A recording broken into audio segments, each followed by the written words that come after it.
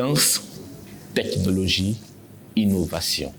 Le journal scientifique et technique du Mali est un journal spécialisé dans la vulgarisation de l'information scientifique. Notre objectif, c'est de rendre accessible l'information scientifique à tout Malien. Dans cette dynamique, nous nous sommes déplacés à Ségou dans le cadre du symposium malien des sciences appliquées pour toujours promouvoir les résultats des recherches scientifiques. Nous avons aujourd'hui le docteur Émile Comelin, directeur général de Begin e-Learning Technology, qui est basé en Chine. Bonjour, docteur Émile. Bonjour, monsieur. Bonne arrivée, je dirais, au Mali. Merci beaucoup. Le voyage n'a pas été compliqué, j'espère. Non, en fait, depuis un moment, je suis au Mali, à cause de la situation du Covid en Chine. D'accord. Voilà, donc le retour, on attend toujours. D'accord, d'accord. Donc, je dirais alors bonne arrivée à Ségou. Merci beaucoup.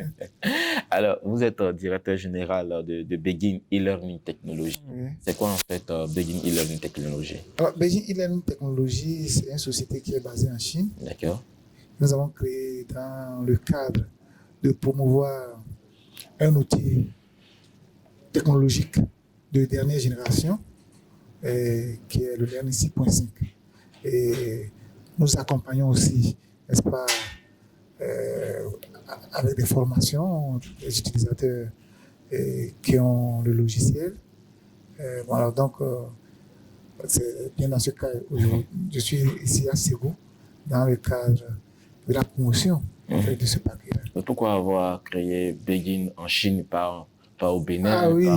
pas au Mali? Pourquoi vous êtes allé créer ça en Chine? Pourtant, l'Afrique a besoin aussi de, je dirais, de ce savoir-là, en fait. Oui, c'est vrai. Au départ, j'avais créé la société Sciencesoft, qui est au Bénin. Et ensuite, il avait eu Sciencesoft Ghana aussi. Mais à un moment donné, il fallait continuer avec les choses en Chine. D'accord. Voilà, donc j'ai travaillé avec des scientifiques chinois, n'est-ce pas? Je dirais que ma petite famille aussi est en Chine. D'accord. Donc c'était beaucoup plus facile pour moi voilà, donc, de créer cette société en Chine. D'accord. Système Learning 6.5, Oui. c'est quoi en fait cette technologie? Alors, en fait, le système Learning 6.5, c'est une combinaison d'une technologie de réseau et d'une suite logicielle. Alors, une technologie de réseau pour faire l'enseignement à distance et une suite logicielle pour produire toutes les ressources, toutes sortes de ressources d'évaluation ou d'enseignement. Alors, mais ici, en fait, la différence est notable au niveau scientifique, où en fait, très peu, sinon pratiquement d'outils, n'est-ce pas, existent, n'est-ce pas, pour en fait, pour l'édition de façon efficace de ces documents-là. Alors, maintenant, il y a ce caractère unique qui est que pour faire de l'enseignement en ligne aujourd'hui, nous n'avons pas, ce n'est pas que du texte ordinaire. Dans le domaine scientifique, nous avons des formules, nous avons toutes sortes de choses, hein, en fait, dessins, beaucoup de choses, de l'animation même. Alors, ce système-là prend tous ces éléments en compte, depuis la production, n'est-ce pas, des éléments que sont les ressources d'évaluation, les ressources d'enseignement, jusqu'à la mise en ligne. Ça, c'est unique. Voilà. Donc, c'est ça, en fait, la particularité de... Mais nous, on a vu un peu l'application.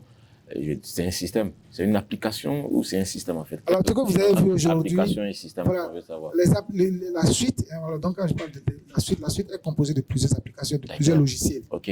Donc, la suite Learning 6.5, par exemple, composée de ScienceWord 6.5, qui est un traitement de texte scientifique, mais aussi pour l'enseignement. De Class 6.5, qui est un logiciel de présentation scientifique, mais aussi pour l'enseignement. N'est-ce pas? De Skill 6.5, qui est un logiciel pour la composition sur ordinateur, n'est-ce pas? Et du Marking. D'accord. Voilà. Marking, c'est quoi? Marking, c'est pour la correction sur ordinateur. D'accord. En ligne. C'est une application. D'accord. C'est vous-même qui avez développé l'application ou... Non, voilà, c'est une équipe, n'est-ce pas, de scientifiques en Chine, n'est-ce pas, qui... nous sommes en collaboration. Votre rôle dans cette équipe, c'est quoi exactement? Alors, mon rôle dans cette équipe, donc vous avez vu ici, vous avez vu une application en français. Ouais. C'est ça, certainement. Ouais. Vous l'avez également en anglais. Ouais. Toutes les ressources, je m'en charge. Il y a, alors donc, au niveau si tu veux, de la conception, n'est-ce pas, du design, je suis là, n'est-ce pas. Et aujourd'hui, au niveau de la vulgarisation, je suis là, en fait, toute la documentation qui accompagne ce logiciel, c'est moi qui les écris. D'accord. Toute la documentation. D'accord. Parlons de vulgarisation. Oui. Je regarde un peu l'application, Oui. j'ai envie d'en parler, Oui. mais tout de suite, je me rends compte que il n'y a pas de différence entre, si ce n'est pas les formules que vous avez ajoutées, il n'y a pas de différence entre Word, PowerPoint et ces applications que vous avez créées. On se pose la question tout de suite, est-ce que ce n'est pas des copier-coller que vous avez fait ou... Pour faciliter la compréhension, je dirais, imaginez que un espace a été créé où le poisson, n'est-ce pas, peut vivre, en fait, peut nager, en fait, l'homme, en fait, les animaux, tout le monde peut marcher, en fait, donc, où tout est possible. C'est un peu ça, n'est-ce pas? Alors donc, ce qui, dans le background, alors donc, qu'est-ce qui fait que les autres, parce que là, tu parles de PowerPoint, de Microsoft, bon, je ne ferai pas jeter l'anathème, mais vous savez ce que Microsoft fait? Oui. Microsoft ne fait pas de l'animation scientifique. Oui. Il ne fait pas du dessin géométrique. N'est-ce pas? Il ne fait pas de la chimie. N'est-ce pas? Alors donc, il ne fait pas la création des bases de ressources pour l'enseignement en ligne. N'est-ce pas? Alors donc, la différence est énorme. On ne peut pas parler de copier-coller. D'accord. Alors donc, vous avez vu, si vous avez vu le mot d'enseignement de classe, il n'y a rien de...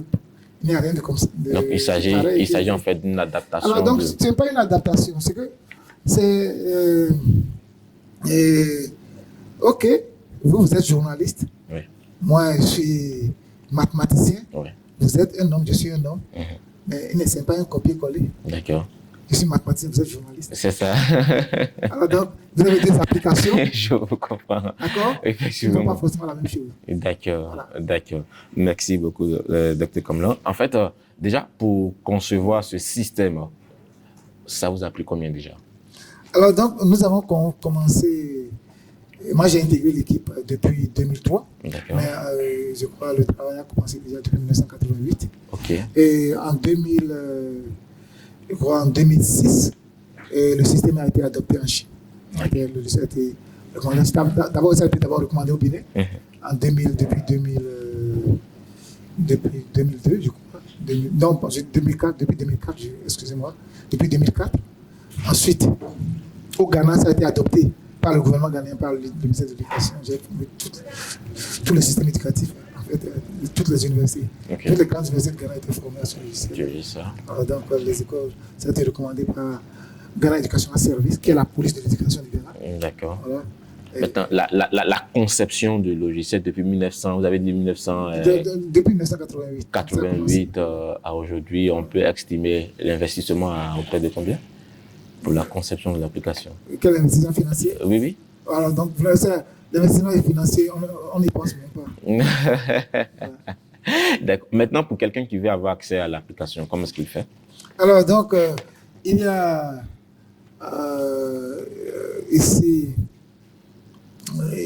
j'ai des contacts. OK. Donc, il y a pour, naturellement, les enseignants et les étudiants. Ils peuvent toujours contacter l'INSUP. Et il y a le professeur Dissa Sinali. L'INSUP, c'est l'école normale supérieure. Le professeur Dissa Sinali. Sinon, ils peuvent aussi directement nous contacter. Nous avons notre site. OK. scienceoffice.com ou bien Novoatest. OK. Novoatest.com. Voilà, donc je crois que l'information est là. Donc le système est un système open source? Non, c'est pas open source. D'accord. Alors, c'est pas open source. On paye combien? Alors, en fait, ici, nous faisons une politique de prix, n'est-ce pas, différente pour les étudiants et enseignants. D'accord. Donc, et généralement, pour les institutions, il faut nous écrire et on voit ce que vous voulez faire. Okay. Et on vous propose un prix. D'accord. Voilà. D'accord. Voilà. D'accord. Sinon, pour les étudiants et enseignants, c'est pratiquement gratuit, c'est pas grand-chose. D'accord. OK. Merci beaucoup, docteur. Nous pensons que cette application doit être vulgarisée au Mali. Et quelles sont les démarches que vous faites au niveau des universités maliennes pour que ces étudiants puissent s'en approprier? Oui, en fait, je crois que j'ai formé quand même un certain nombre d'enseignants d'université, l'ENSUP, l'ENI. L'ENI a assuré plusieurs formations. D'accord. L'ENI a envoyé 2-3 fois des enseignants pour être formés au centre de formation pour le développement. Voilà une institution qu'on peut contacter pour nous avoir au Mali, le centre de formation pour le développement, qui est à la CIDMU, voilà, le CFD. D'accord. Donc, nous avons formé quand même beaucoup d'enseignants au Mali. D'accord. Merci beaucoup, Dr. Komlan. C'est sur ce mot que nous allons mettre fin à cette interview. Merci de nous avoir suivis et on se donne rendez-vous pour une prochaine interview.